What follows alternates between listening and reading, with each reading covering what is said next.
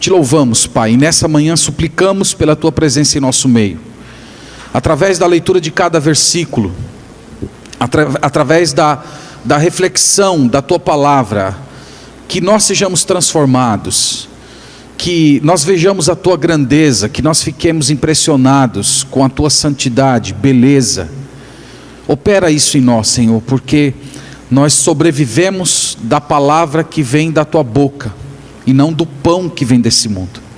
Então nos alimenta, é a nossa oração no nome de Jesus, amém, amém. Meus irmãos e minhas irmãs, nós temos estudado a doutrina das últimas coisas, a chamada escatologia. Então você que vem acompanhando as aulas, nós falamos que o próximo evento que nós estamos aguardando, no chamado calendário profético, é o arrebatamento da igreja. Nós falamos que esse arrebatamento vai ser um arrebatamento secreto, em que os mortos em Cristo ressuscitarão primeiro, depois nós os vivos encontraremos com o Senhor nas nuvens. Nós vimos isso. Nós vimos que após o arrebatamento vem o período chamado tribulação. As escrituras dão conta que esse período é um período de 7 anos, marcado pela ascensão do anticristo, onde ele vai formar um governo em que ele vai misturar e juntar a política e a religião. Você na ação do anticristo você tem o braço político e você também tem o braço religioso, conduzindo todas as nações a adorarem a besta e a adorarem o dragão, como o Apocalipse assim o diz. Nós falamos que enquanto a tribulação acontece aqui na terra, no céu estão ocorrendo 2 eventos. O primeiro seriam as bodas do Cordeiro, o casamento de Cristo com a sua igreja, e o tribunal de Cristo, onde as obras dos cristãos estarão sendo submetidas ao juízo do Senhor Jesus. Nós falamos que esse tribunal não é evidentemente um tribunal em que vai se perder ou ganhar salvação, porque o crente já está em Cristo, ele está em segurança, ele teve os seus pecados perdoados. Mas vai ser para avaliar o modo como você viveu nesse mundo, se você viveu para a glória do Senhor. Nós falamos que esse período da tribulação, ele é marcado por uma guerra, que a Bíblia chama de Armagedon. E nessa guerra nós temos os exércitos do mundo todo sob a liderança do anticristo para atacar a cidade de Jerusalém. E o Senhor Jesus surge no céu. A Bíblia diz que ele com a espada que sai da sua boca, ele fere as nações. O anticristo, o falso profeta, já são jogados no lago de fogo. E começa então o reino milenar, que foi o assunto que nós tentamos desenvolver semana passada. Eu falei para vocês, para deixar bem claro, que o milênio, ele é em certo sentido um estado de transição. Porque no milênio você tem elementos da antiga dispensação e você tem elementos da nova dispensação convivendo juntos já. Então eu estou dizendo que no milênio, elementos que estarão presentes na eternidade já poderão ser experimentados nele, e alguns elementos que ainda são da antiga era estarão presentes. Por exemplo, Satanás estará preso durante esse período de 1000 anos. Por conta disso haverá uma diminuição do nível de pecado. Nós falamos também que no milênio pessoas glorificadas irão conviver com pessoas não glorificadas. Você tem a igreja glorificada com corpo novo, vivendo aqui na terra, com pessoas que vieram da tribulação e atravessaram da tribulação por milênio, santificados no seu corpo, mas não com corpos glorificados. Então, essas duas classes de pessoas estarão convivendo juntos durante o período milenar.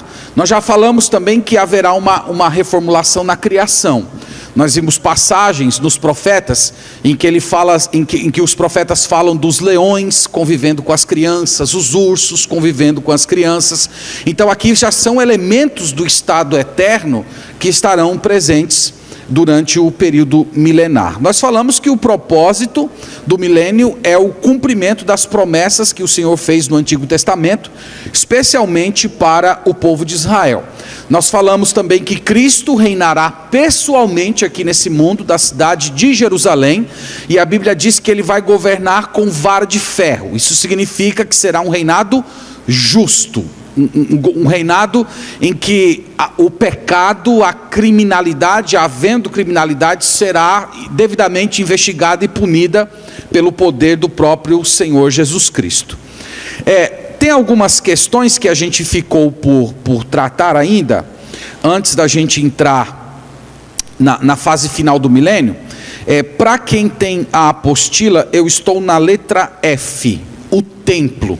E eu quero convidá-los para abrir em Ezequiel capítulo 40.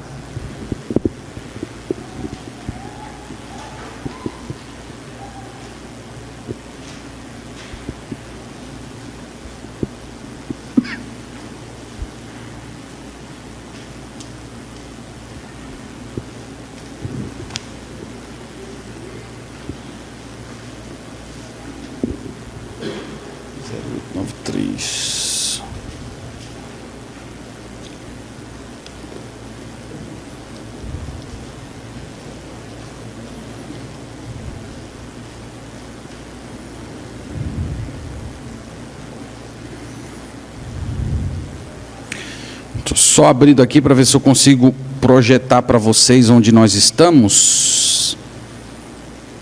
Na letra.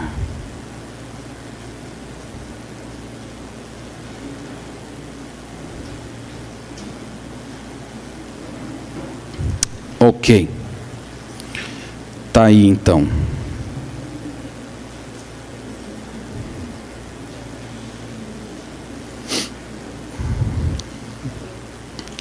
Estou ali na letra F, tá? Para quem está completando aí, a parte que está em maiúsculo é a parte que você deve completar. Irmãos, essa é uma questão que tem sido bastante polêmica para algumas pessoas. Eu tenho falado para vocês já nas nossas aulas que nós partimos de uma leitura natural, uma interpretação natural da Escritura. E quando a gente faz uma leitura natural das Escrituras, uma das coisas que a gente se depara é a reconstrução do templo. A gente não tem tempo de ler o capítulo, mas você deve ler o capítulo 40 de Ezequiel, o 41 e o 42. Você vai ver que aqui tem uma descrição detalhada do templo, do novo templo que será construído durante o reino milenar. Ele dá as medidas exatas, ele fala de cada elemento, até dos degraus, como é que serão construídos. E ele fala também da glória do Senhor enchendo o templo, de um rio saindo de dentro do templo, e talvez a parte mais polêmica seria essa que está na letra B da letra F, que na verdade não era para ser letra B, era para ser número 2, que seriam os sacrifícios sendo restaurados. Então, o ponto polêmico aqui é óbvio, a questão é por que retomar sacrifícios do Antigo Testamento? Se os sacrifícios do Antigo Testamento, eles tiveram um uso, eles serviram para ilustrar, eles eram símbolos, eles eram tipos de Cristo, e que quando o Senhor Jesus veio, todos os sacrifícios foram abolidos, porque o Senhor Jesus é o sacrifício final e completo, porque haver sacrifícios no período milenar. Então, de fato essa é uma questão séria, e é uma questão que quem lê a Bíblia dentro de uma leitura natural teria que responder. Tem alguns intérpretes, especialmente os de linha reformada, eu estou pensando aqui em alguns presbiterianos congregacionais e tal, que eles leem isso aqui tudo como sendo simbólico. Tudo é simbólico, tudo é espiritual. Mas nós temos dificuldade em olhar para textos como esse e espiritualizar todo o texto. Porque você teria que dizer que cada elemento que o autor descreveu aqui tem um significado espiritual. Então, por exemplo, eu chegaria para uma pessoa que interpreta a Bíblia assim e perguntaria assim: o que é que significam os degraus que sobem para o templo? E ele tinha que ter uma resposta. Esse degrau significa o acesso espiritual. Eu não sei como é que eles interpretam, mas é bem interessante porque há muita dificuldade deles de criarem uma imagem espiritual para cada elemento aqui. E não tem sentido a gente ler isso aqui espiritualmente, porque as descrições são descrições literais. As descrições são as descrições que inclusive muitas delas foram dadas a Moisés. Mas do outro lado a gente tem que lidar com esse problema. Qual é o problema? o retomar os sacrifícios. Como é que a gente vai pensar em sacrifícios, sendo que Cristo já veio, Cristo já foi dado como um sacrifício eterno completo? Então, a resposta que a gente tem dado é que esses sacrifícios, eles são sacrifícios memorativos. Eles não são sacrifícios que perdoam pecados, mas eles são sacrifícios memorativos, semelhantes ao que a gente faz hoje na ceia do Senhor. Vocês sabem que a ceia do Senhor não é um evento literal, ele é um evento simbólico, é um evento que remete a um fato. Cristo veio, morreu pelos nossos pecados, derramou o seu sangue e deu o seu corpo por nós. A ceia rememora isso. Então, a maneira como a gente tem chegado mais próximo de explicar essa questão do sacrifício na época milenar, é vê-los também nesse sentido. Eles não perdoarão pecados, porque os pecados já foram perdoados em Cristo Jesus, mas eles serão sacrifícios memorativos. Eu coloquei aí no número 4 da letra B, eles terão como propósito culto, louvor e evangelismo. Esses serão os propósitos dele, né? Depois você dá uma lida nessas passagens aí, para você entender melhor as questões que estão lidando. Na letra G nós temos os habitantes do milênio, e aqui eu já falei para vocês que é uma época de transição, é uma época de ouro também, colocamos aí, e que as promessas feitas ao povo de Israel serão cumpridas, e a igreja reinará com Cristo numa era de paz e prosperidade. Glorificados e não glorificados viverão juntos. Então, qual será a população do milênio? Veja aí que nós temos 4 grupos que vão conviver juntos durante o reinado milenar. Primeiro, os santos do Antigo Testamento, que ressuscitarão no final da tribulação. Vamos para Daniel capítulo 12, para vocês verem que esse é o primeiro grupo mencionado nas Escrituras que entrarão no reinado milenar.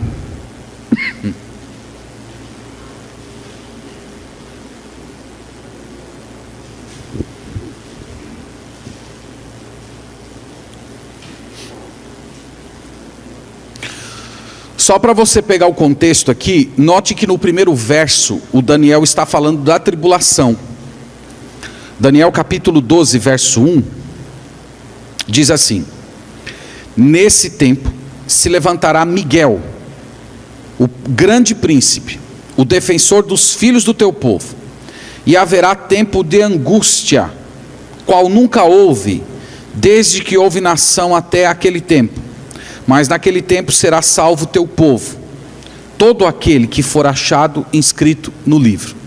Vocês lembram que quando a gente falou da tribulação, eu disse para vocês que tem um evento na tribulação que envolve o arcanjo Miguel. Que evento é esse? Quem estava nas aulas aí está com a mente bem fresquinha na escatologia. Agora começa aquele silêncio funerário, né? Eu falei para vocês que quando estudamos a tribulação, tem um evento no meio da tribulação, lá no livro de Apocalipse, que faz referência ao arcanjo Miguel. Que evento é esse?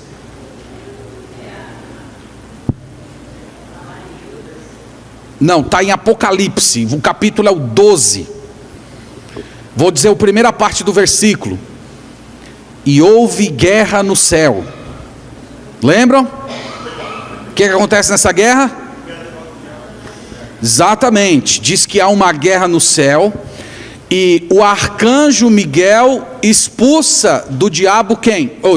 Expulsa do céu quem? O diabo, a antiga serpente, que ele estava, diz o autor de Apocalipse, nos acusando na presença de Deus de dia e de noite.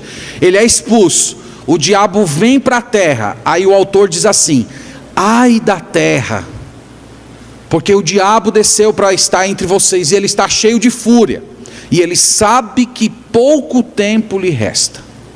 Então você conecta Apocalipse capítulo 12 a esse primeiro versículo aqui, que diz: nesse tempo se levanta Miguel, o grande príncipe, o defensor do teu povo, e haverá tempo de angústia. Então por que esse tempo de angústia? Porque Miguel expulsou Satanás do céu.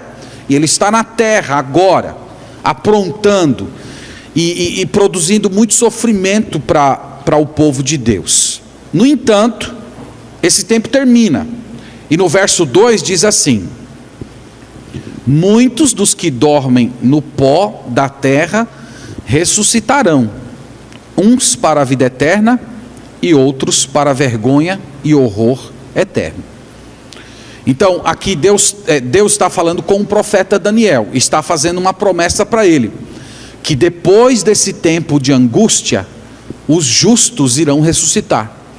Os justos são os próprios santos do Antigo Testamento, aqueles que depositaram sua confiança no Senhor Jesus. Então, no final da tribulação, há uma ressurreição em que os santos do Antigo Testamento ressuscitam e eles entram na tribulação, ou melhor, entram no reino milenar com seus corpos glorificados.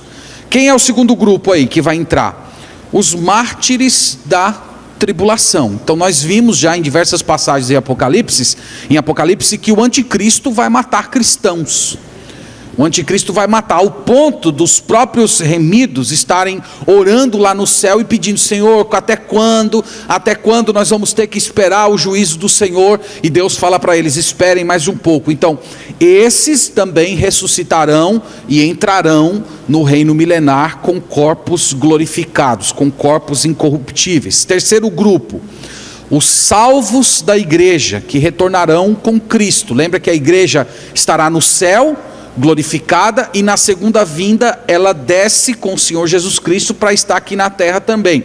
Então esses três primeiros grupos que eu citei aí, são grupos que vão entrar na tribulação com corpos glorificados, corpos semelhantes ao Senhor Jesus, corpos que não morrem, que não têm doença, corpos eternos. E o quarto grupo, os naturais, os não glorificados, que são as ovelhas de Mateus 25, são salvos vivos do final da tribulação e que entrarão selados para não mais pecarem, judeus e gentios. Vamos em Mateus 25, que eu vou explicar melhor esse grupo aqui, o que nós queremos dizer com eles. Mateus 25.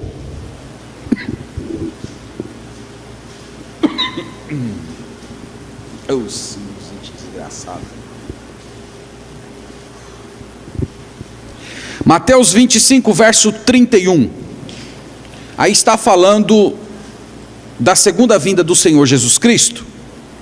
Aí ele diz assim: quando vier o Filho do Homem na sua majestade, e todos os anjos com ele, então se assentará no trono da sua glória, e todas as nações serão reunidas em sua presença, e ele separará uns dos outros, como o pastor separa o cabrito das ovelhas. Então Jesus, após a sua segunda vinda, ele reúne o mundo inteiro e ele vai separar quem é dele e quem não é dele.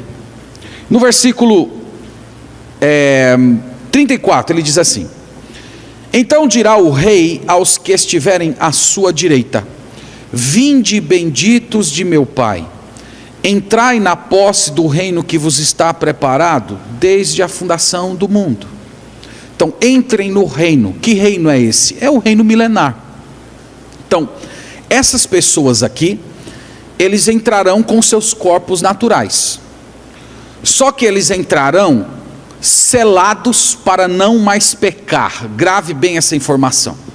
Eles entram com corpos humanos, mas eles entram com corpos humanos selados para não mais pecar. Eles entram não com corpos glorificados, com corpos naturais, como era o corpo de Adão, antes de Adão pecar. Então eles entram, e esses aqui vão viver na terra. A Bíblia fala, aí entra aquelas passagens que a gente leu semana passada, que aqueles que viverem pouco viverão 100 anos, que eles vão gerar filhos, e esses filhos gerados no final do milênio são seduzidos por Satanás. A gente vai ver isso daqui a pouco, que eu estou agora entrando na letra H, que seria o final do milênio. Vamos lá em Apocalipse 20. Oh meu filho, muito obrigado, você é um anjo. Apocalipse 20, só para vocês entenderem aqui a lógica da questão.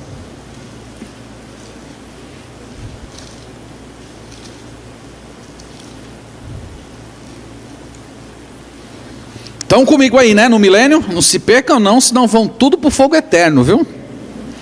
Vamos lá.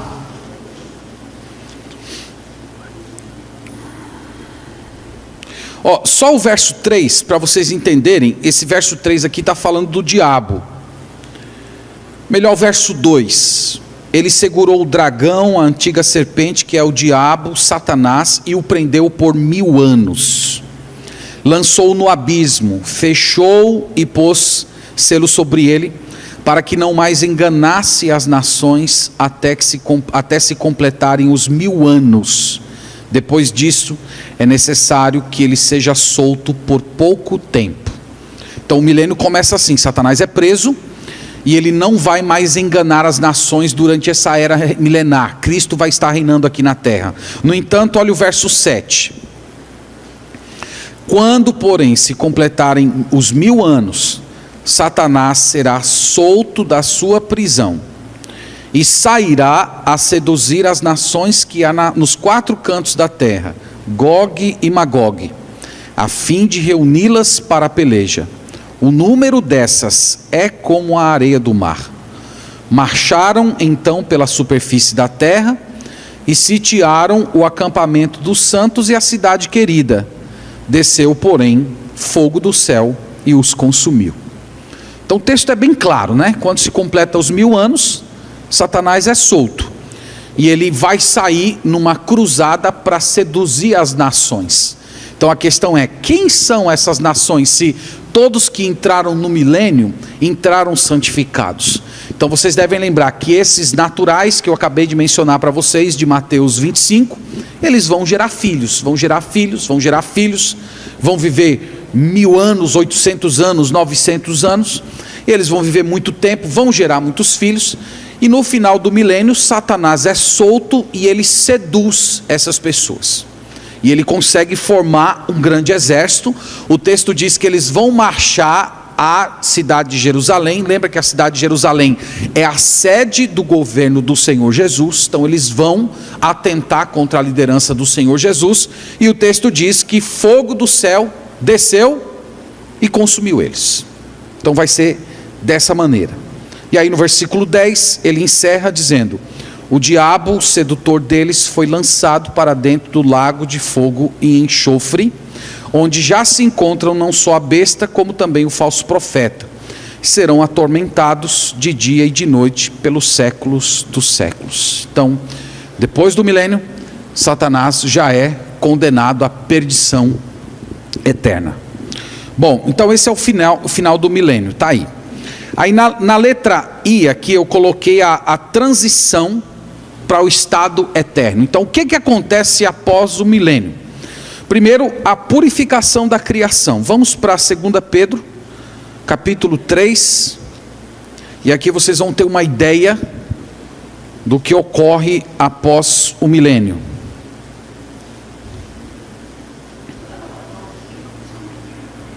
Senhora? Sim, para completar aqui, né, irmã? Tá bom aí?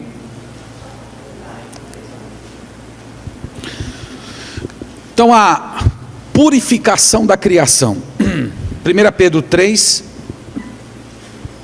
verso 10. Veja como Pedro descreve, irmãos, o final de tudo. Ele diz assim: virá entretanto como ladrão o dia do Senhor, no qual os céus passarão com estrepitoso estrondo, e os elementos se desfarão abrasados, também a terra e as obras que nela existem serão atingidas. Então veja a linguagem de Pedro: os elementos se desfarão abrasados, isto é, tudo vai ser queimado. Tudo vai ser queimado. Todas as construções, tudo vai ser queimado, tudo vai ser destruído. Aí ele acrescenta ainda, verso 11, ele diz: visto que estas coisas hão de ser desfeitas, deveis ser tais como os que vivem em santo procedimento e piedade, esperando e apressando a vinda do dia de Deus, por causa do qual os céus incendiados serão desfeitos, e os elementos abrasados se derreterão. Nós, porém, segundo a sua promessa, esperamos novos céus e nova terra, nos quais habita a justiça. Então, por duas vezes, Pedro nos diz: os elementos serão desfeitos, serão incendiados, os elementos serão derretidos. No versículo 7, olha como ele diz assim, ó: ora, os céus que agora existem e a terra, pela mesma palavra, têm sido entesourados para o fogo, esperando, reservados para o dia do juízo e destruição dos homens ímpios. A linguagem de Pedro aqui é que esse mundo é uma espécie de tesouro. Deus está guardando esse mundo como um tesouro. Para quê? Para um dia tacar fogo nele. Essa é a linguagem de Pedro. Então, quando é que isso vai ocorrer? Após o período milenar. Então você tem, o milênio acaba, Satanás é jogado no lago de fogo, imediatamente começa a destruição desse mundo, tudo sendo queimado, e entre esse evento de destruir o mundo e os novos céus e a nova terra, nós temos esse que está no número 2, o grande trono branco. Apocalipse capítulo 20, vamos ler lá, verso 11 e verso 12.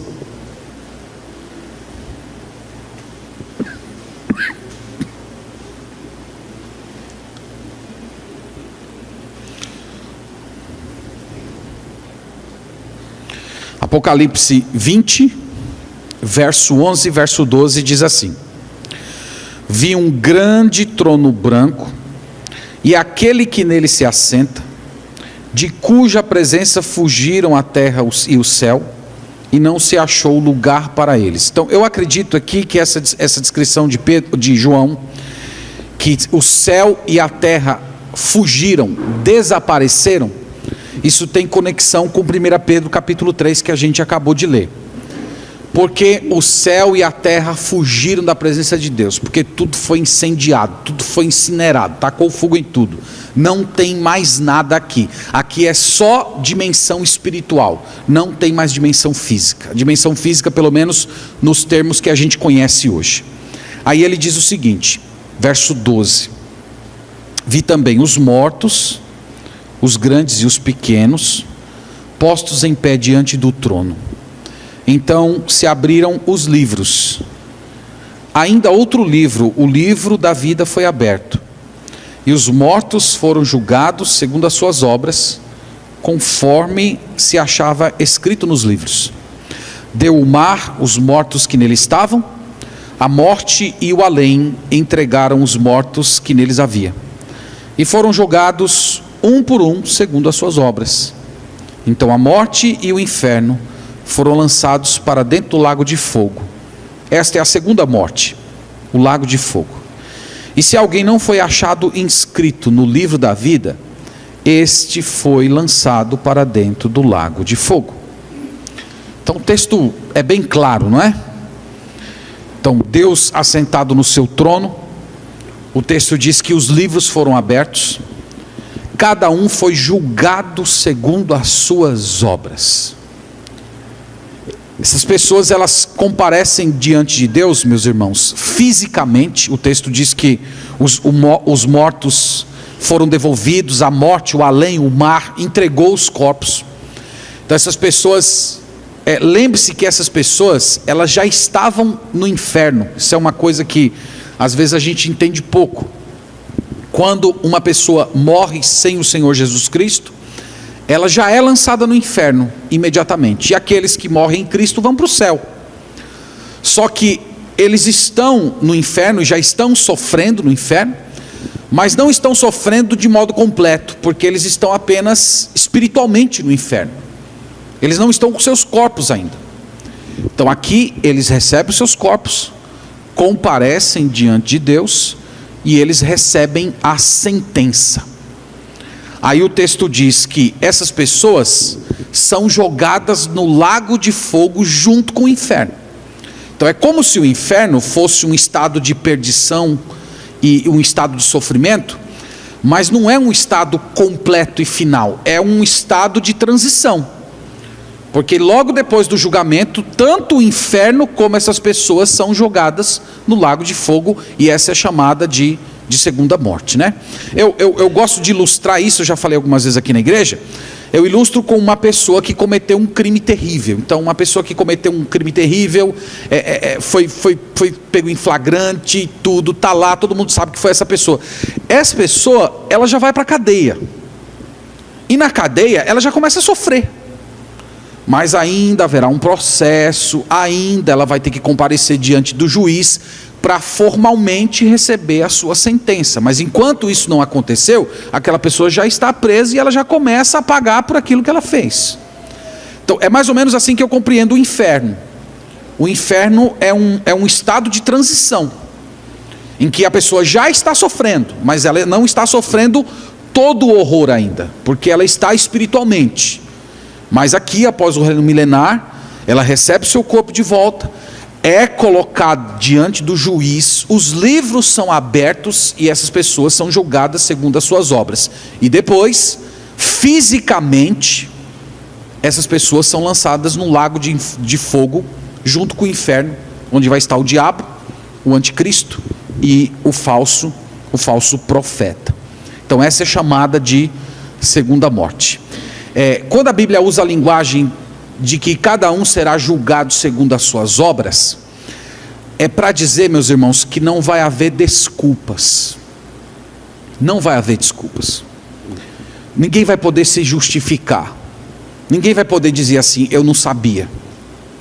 Porque a maneira como Deus se revelou, a gente vai falar um pouco disso hoje na pregação, e ao longo do livro de Romanos a gente vai ver isso com mais detalhes. Ao longo da existência humana, Deus deu muitos sinais e provas da sua existência, e o homem ignora isso completamente. Então não vai haver desculpas. Não vai haver desculpas para as pessoas que vivem nos países cristãos. Não vai haver desculpa para as pessoas que vivem em países islâmicos em que os cristãos não podem entrar. E não vai haver desculpas também para o índio que nunca ouviu. Todos serão indesculpáveis, porque cada um será julgado segundo as suas obras. Então é isso aí. E aqui nós temos esse episódio de transição, os céus e a terra sendo destruídos e o julgamento final, o grande trono branco. Semana que vem a gente vai terminar esse assunto falando do estado eterno. Eu tenho 5 minutos para responder alguma pergunta ou para alguém que queira fazer alguma contribuição. Deixa eu fazer o microfone chegar aí. Cadê o povo do microfone? Cadê? Os homens do microfone. Gabriel não está aqui hoje, né, Yuri? Vai ter que ser você.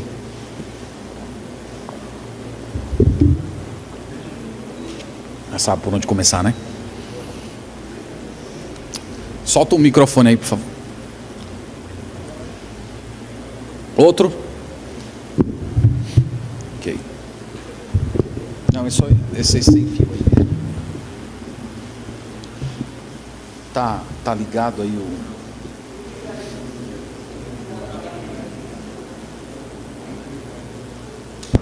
Aí. Agora foi.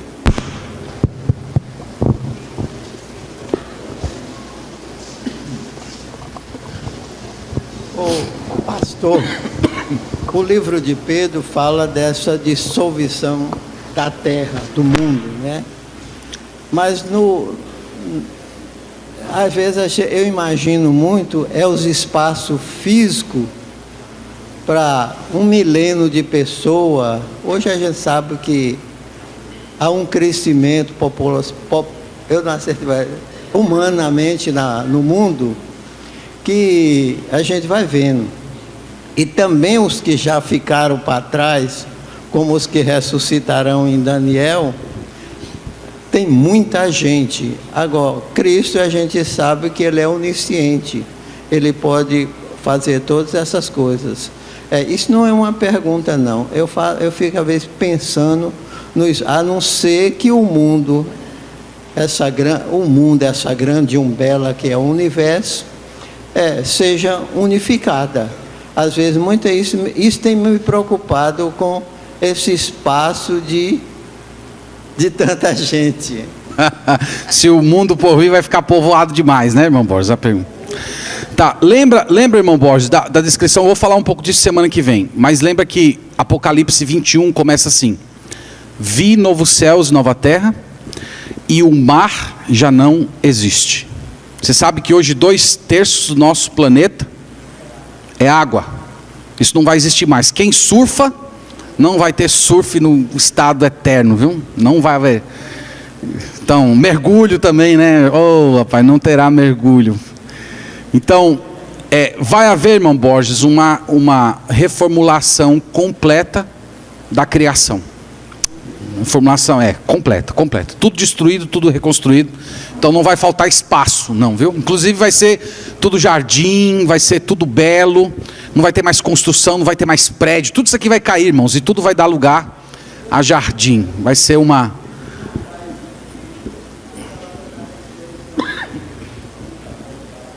Sim. Mas esse é o assunto da semana que vem, viu? Vamos segurar aí. Segura aí um pouquinho, que esse é da semana que vem. Tem a irmã Raquel aqui, o Yuri aqui, por favor. O Vitor. Pega o microfone, irmã, porque tem os irmãos mais idosos. Bom dia. Pastor, eu queria que o senhor esclarecesse, porque há sempre dúvidas, inclusive doutrinárias de outras religiões, com relação à segunda morte. A primeira morte é aquela morte física e a pessoa, o espírito, fica padecendo no inferno. E na segunda morte, a pessoa é lançada junto com o inferno no lago de fogo. Algumas igrejas, alguns entendimentos ficam confusos. Diz que fica padecendo lá nesse lago de fogo, e outros dizem que a segunda morte entende como deixa de existir. Tanto o diabo, o dragão, deixa de existir. É o fim definitivo. Eu queria que o senhor explicasse. Muito bem oportuna a colocação. Então, tem alguns ramos, inclusive tem cristãos sérios que defendem isso. Um deles, né, eu fiquei tão triste quando eu soube disso, né? O John Stott, não sei quantos conhecem, grande servo de Deus, grande escritor. Eu já fui muito edificado através das leituras dos livros que ele escreveu, né? Ele faleceu mais ou menos uns 2 anos atrás. E ele acredita na chamada aniquilação. E fora ele, tem algumas seitas que também defendem essa ideia de uma aniquilação, como as Testemunhas de Jeová, por exemplo. Diz que nessa ideia da aniquilação a segunda morte é o cessar a existência. Deus vai simplesmente fazer com que essas pessoas desapareçam. Então, a minha dificuldade com essa percepção é a linguagem que a Bíblia usa para falar do inferno e da punição.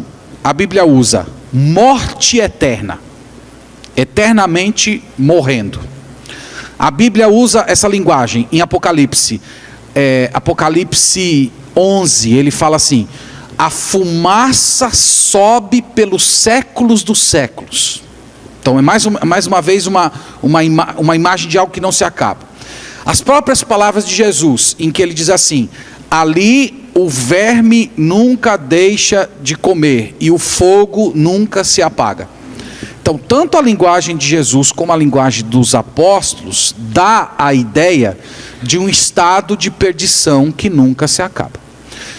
E eu penso que isso combina perfeitamente com o caráter de Deus. Deus é eterno. Se Deus é eterno, quando Deus salva uma pessoa, Ele salva eternamente essa pessoa. Do outro lado, quando Deus pune eternamente essa pessoa também. Então a linguagem bíblica insinua eternidade. É por isso que eu tenho dificuldade em ver essa questão de um aniquilamento, mas de um estado eterno de perdição e sofrimento. Tá lá, a irmã Tássia, e a gente encerra com ela.